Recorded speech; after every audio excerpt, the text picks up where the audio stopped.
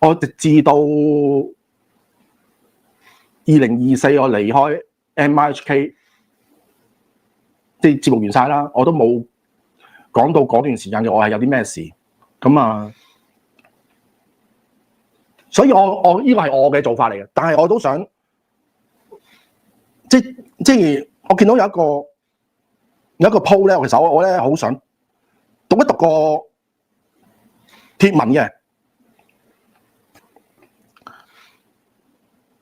口腔期仲會貼啲飲飲食食上打卡，屋企有白事唔使食飯啊！飲飲食食唔代表我內心唔傷痛，喺廁格喊到七孔流血，要同你解釋。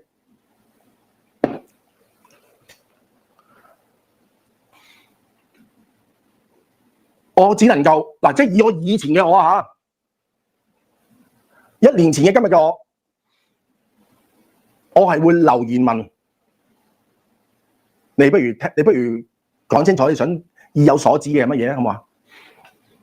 而家嘅我呢1年，我覺得自己嘅 EQ 咧輕輕高咗0.01分啦。我就反而我心裏邊，我真心嘅就係恭喜你寫呢段文嘅人，恭喜你，你身邊冇試過極度傷感、欲哭無淚、講唔出嘢嘅時間。你仲可以咁樣講嘅話，就因為你未感受過，咁所以我係恭喜你嘅。我成日祝人恭喜發財啊，或者生日快樂咧，我通常都有句合家平安嘅。合家平安唔係流㗎 ，OK？ 起碼你真係合家平安，你先冇經歷過呢一種感受啊嘛，係咪？好，最後。